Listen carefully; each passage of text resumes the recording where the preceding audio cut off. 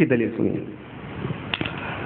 وعن ابی ہریرہ رضی اللہ عنہ قال كان رسول الله صلی اللہ علیہ وسلم اذا فرغ من قراءة ام القرآن رفع صوته وقال آمین. رواہ الدارقطنی فی سننہ. اس حدیث کو امام دارقطنی رحمۃ اللہ علیہ اپنی سنن میں لائے ہیں اور اس کو حسن قرار دیا ہے. حدیث کیا ہے؟ حضرت ابو ہریرہ کہتے ہیں کہ جب اللہ کے نبی صلی اللہ علیہ وسلم سورہ فاتحہ پڑھ لیتے تو زور سے آمین کہتے. زور سے آمین کہتے.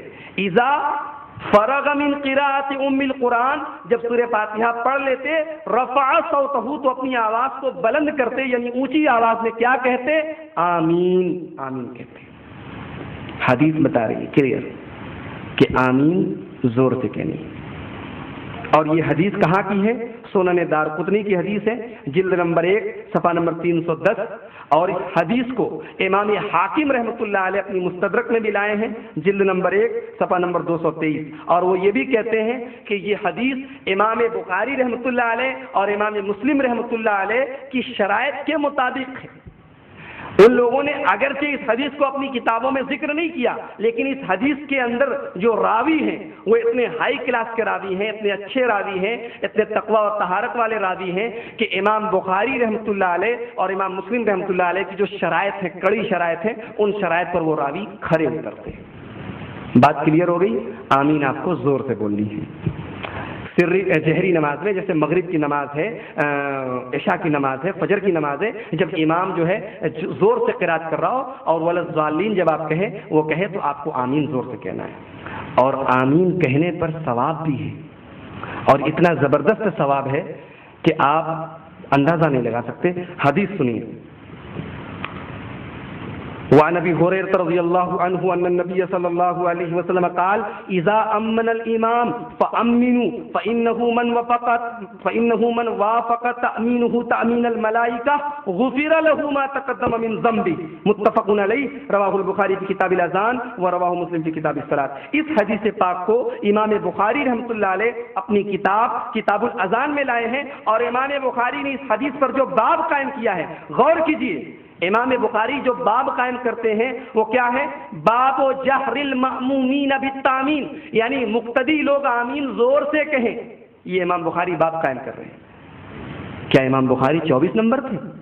امام بخاری رحمۃ اللہ علیہ محدث ہیں اور حدیث ذکر کر رہے ہیں، اور حدیث پر جو باب قائم کر رہے ہیں، باب پر غور کیجیے. باب و جہر المأمومین بالتامین، یعنی مقتدی زور سے آمین کہے گا. اور صحیح بخاری میں آپ کو یہ حدیث 781 نمبر پر ملے گی، اور صحیح مسلم میں 410 پر ملے گی. اللہ کے نبی صلی اللہ علیہ وسلم کیا فرماتے ہیں؟ اذا امن الامام، جب امام آمین کہے، فامنوا تو تم لوگ بھی آمین کہو. کیوں؟ فانه من وافق تامینہ، کیونکہ جس کی آمین فرشتوں کی آمین سے مل جائے اس کے اگلے پچھلے تمام گناہ معاف ہو جائیں گے. آمین کہنے سے گناہ معاف ہوتے ہیں. اور کوئی بیچارہ آمین کو صرف اس وجہ سے چھوڑ دے کہ باپ دادا کرتے چلے آئے ہیں، ہم نے اپنے گھر میں کبھی نہیں دیکھا، ہمارے مولوی صاحب نے کبھی نہیں بتایا.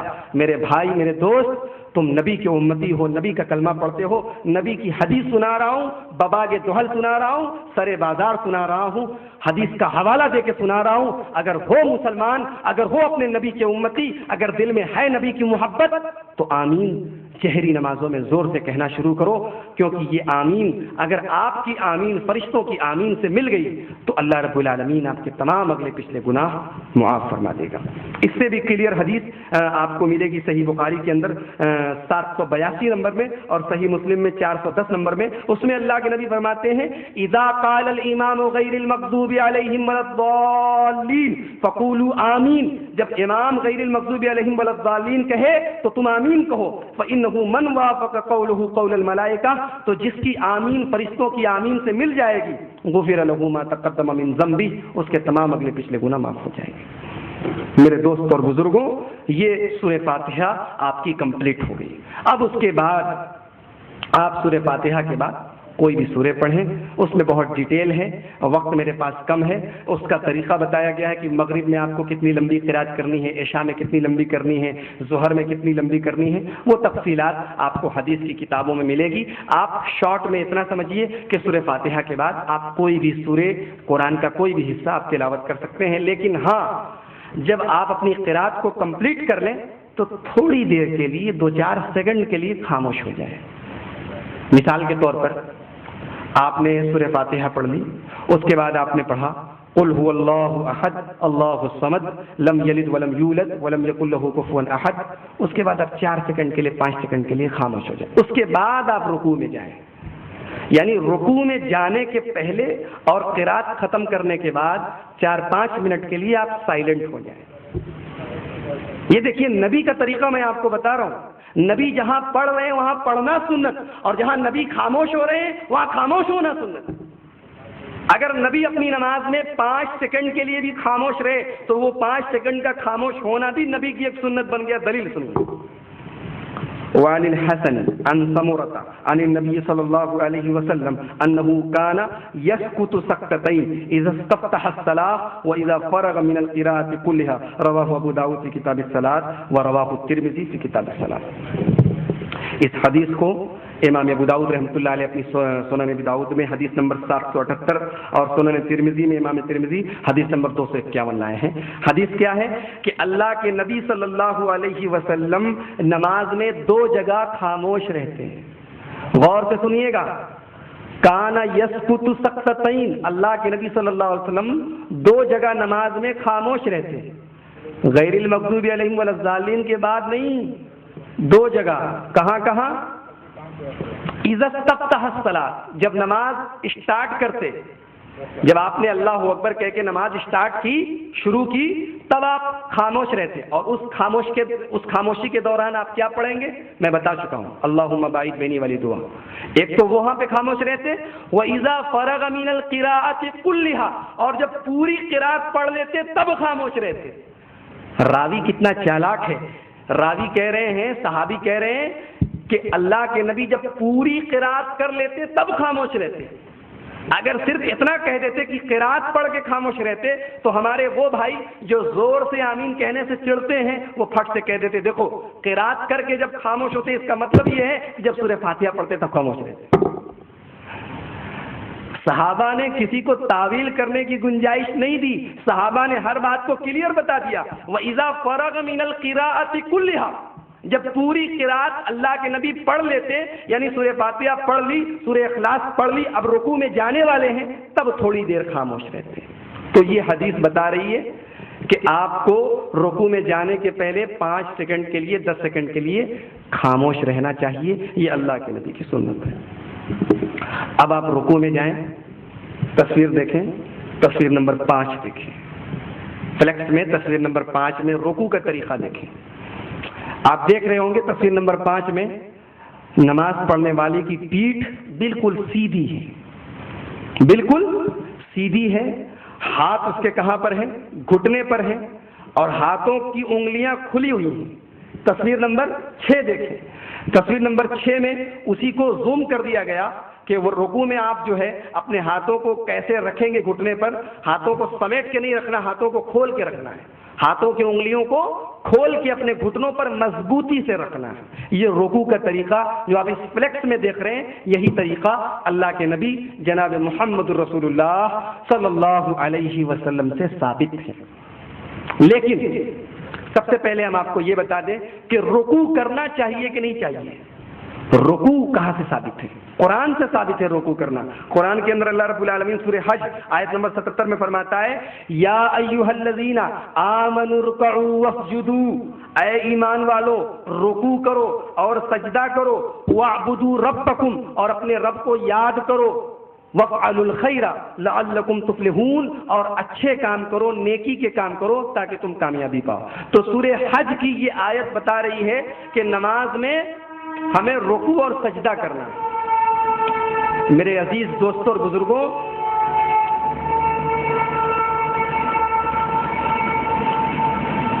قرآن رکوع اور سجدہ کا حکم دے رہا ہے، لیکن قرآن ڈیٹیل نہیں بتا رہا۔ قرآن کہہ رہا ہے رکوع کرو، لیکن رکوع کیسے کرے یہ قرآن نہیں بتا رہا، حدیث بتا رہی ہے۔ حدیث کیا ہے؟ وعن ابی ہریرہ رضی اللہ عنہ قال قال رسول اللہ صلی اللہ علیہ وسلم ثم ارکع حتی تطمئن راکعا۔ اللہ کے نبی نے اس آدمی سے جو جلدی جلدی نماز پڑھ رہا تھا اس سے کیا کہا کہ جب تم رکوع کرو تو اطمینان سے رکوع کرو، راجدھانی ایکسپریس کی طرح بس کھٹ سے کھڑے ہوئے کھٹ سے رکوع میں گئے کھٹ سے رکوع نہیں، حتی تطمئن راکعا، رکوع اطمینان سے کرو۔ اور حضرت عبداللہ بن عمر کی ایک حدیث ہے، رفع الیدین کی حدیث ہے، میں ریپیٹ نہیں کروں گا، رفع الیدین کے بارے میں ڈیٹیل سے بتا چکا ہوں کہ رکوع میں جاتے ہوئے بھی آپ رفع الیدین کریں گے۔ اب میں رکوع کا طریقہ آپ کو بتا رہا ہوں۔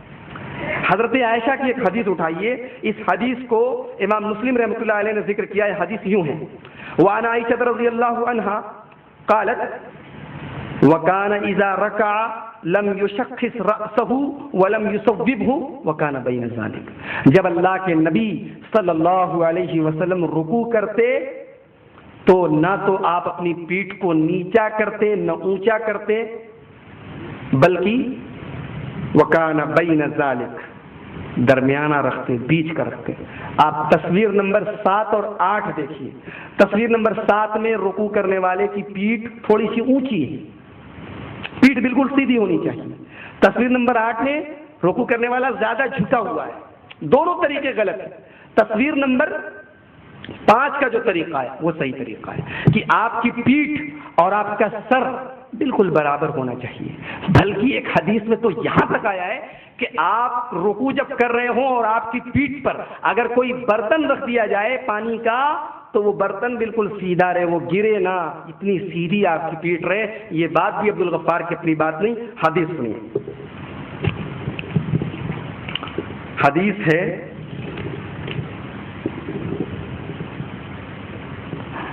وعن وابسة بن معبد رضی اللہ عنہ قال رأيت رسول اللہ صلی اللہ علیہ وسلم يصلي فكان اذا ركع صوى ظهره حتى لو صب عليه الماء لاستقر۔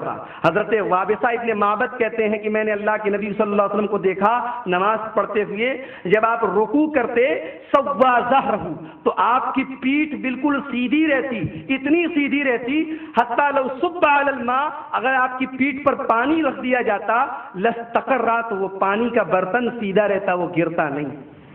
تو یہ ہے میرے بھائیوں رکوع کا طریقہ۔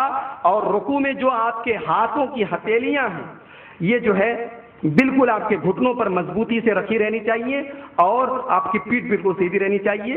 حضرت ابو حمید ساعدی فرماتے ہیں انہوں نے صحابہ کی ایک بڑی تعداد سے کہا، صحابہ کی ایک بڑی جماعت سے کہا، انا کنت احفظکم لصلاۃ رسول اللہ صلی اللہ علیہ وسلم، میں تم لوگوں کو اللہ کے رسول کی نماز، مجھے یاد ہے کہ اللہ کے رسول صلی اللہ علیہ وسلم کیسی نماز پڑھتے تھے، میں تم لوگوں کو کر کے دکھاتا ہوں۔ تو انہوں نے وہ فرماتے ہیں کہ جب اللہ کے نبی کو میں نے دیکھا کہ جب آپ اللہ اکبر کہتے تو اپنے ہاتھوں کو اپنے کندھے تک اٹھاتے، وہ اذا رکع، اور جب آپ رکوع کرتے امکن یدیہ من رکبتیہ، تو آپ اپنا ہاتھ اپنے گھٹنے پر رکھتے، وحصر ظہرہ، اور اپنی پیٹھ کو بالکل سیدھی رکھتے۔ تو میرے بھائیوں تصویر نمبر 5 میں جو رکوع کا طریقہ بتایا جا رہا ہے، اس طریقے کو ایک صحابی رسول صحابہ کی ایک جماعت سے کہہ رہا ہے کہ میں تم کو اللہ کے رسول کی نماز کا طریقہ پڑھ کے دکھا رہا ہوں۔ اس کا مطلب یہ ہوا کہ رکوع کا یہی طریقہ اللہ کے نبی صلی اللہ علیہ وسلم سے ثابت ہے۔ اور ایک بات کا اور دھیان رکھیے، بہت سے لوگ جب رکوع میں ہاتھ اپنا رکھتے ہیں گھٹنے پر تو آپ تصویر نمبر 5 میں دیکھیے ہاتھ جو ہے بالکل ٹائٹ ہے، بالکل سیدھا ہے۔ بہت سے لوگ جو ہے یہ بیچ کا ایسے موڑے رہتے ہیں۔ ہاتھ بالکل ٹائٹ ہونا چاہیے، سیدھا ہونا چاہیے۔ حدیث میں آیا ہے تیر کی طرح، حدیث کے الفاظ سنیے، ثم رکع فوضع يديه على ركبتيه كأنه قابض عليهما ووتر يديه فتتجافى عن جنبيه، یعنی اللہ کے نبی صلی اللہ علیہ وسلم جب رکوع کرتے تو اپنے دونوں ہاتھوں کو گھٹنوں پر رکھتے اور ایسے رکھتے کہ جیسے پکڑے ہوئے، آپ رکھیں لیکن ایسے رکھے رہیے جیسے پکڑے ہوئے، اور ووتر یدیہ، اور اپنے ہاتھوں کو تیر کی طرح بالکل سیدھا رکھتے۔ تصویر نمبر 5 میں آپ دیکھیے کہ گھٹنے پر ہاتھ رکھا ہوا ہے اور بالکل سیدھا رکھا ہوا ہے۔ فتتجافى عن جنبے، اور ہاتھ آپ کا بغل سے دور ہونا چاہیے، بغل میں سٹا نہیں ہونا چاہیے۔ آپ دیکھ سکتے ہیں کہ تصویر نمبر 5 میں جو ہے ہاتھ نماز پڑھنے والے کا بغل سے پہلو سے دور ہے، تو پہلو سے ہاتھ دور بھی رہے اور بالکل سیدھا رہے، اور گھٹنے پر آپ کا ہاتھ مضبوطی سے رکھا ہے۔ یہ ہے میرے بھائیوں رکوع کا طریقہ۔ اب رکوع میں آپ پڑھیں گے کیا؟ عام طور سے ہم لوگ کیا پڑھتے ہیں؟ سبحان ربی العظیم، یہ دعا ہم لوگ جو پڑھتے ہیں، الحمدللہ یہ دعا حدیث سے ثابت ہے۔ آپ کو میں وہ حدیث سنا دے رہا ہوں، یہ حدیث آپ کو ملے گی صحیح مسلم کے اندر، اور حدیث کا نمبر آپ نوٹ کر لیں 772، 772۔ حدیث کیا ہے؟ حدیث یہ ہے، وعن حذیفہ بن الیمان رضی اللہ عنہ انہ صلی مع النبی صلی اللہ علیہ وسلم فکان یقول فی رکوعہ سبحان ربی العظیم وفی سجودہ سبحان ربی الاعلی۔ حضرت حذیفہ کہتے ہیں کہ اللہ کے نبی صلی اللہ علیہ وسلم رکوع میں سبحان ربی العظیم پڑھتے تھے اور سجدے میں کیا پڑھتے تھے؟ سبحان ربی الاعلی۔ یہ صحیح بخاری اور صحیح مسلم کی یہ حدیث کلیئر بتا رہی ہے کہ ہم لوگ جو عمل کر رہے ہیں، رکوع میں جو سبحان ربی العظیم پڑھ رہے ہیں، وہ بالکل صحیح کر رہے ہیں۔ لیکن ایک بات میں آپ کو بہت قاعدے سے بتا دیتا ہوں کہ رکوع کا جو طریقہ میں نے بتایا ہے، اس طریقے کے مطابق آج اکثریت رکوع نہیں کرتی ہے۔ کسی کی پیٹھ نیچی ہے، کسی کی پیٹھ اونچی ہے، کسی کا سر اونچا ہے، کسی کا سر نیچا ہے، کوئی تو بس جھک رہا ہے۔ میں نے اپنے بڑے خاص لوگوں کو دیکھا اور بار بار سمجھا بھی چکا ہوں، لیکن نہیں سمجھتے، کیونکہ دل میں یہ احساس ہے نہیں کہ میں نماز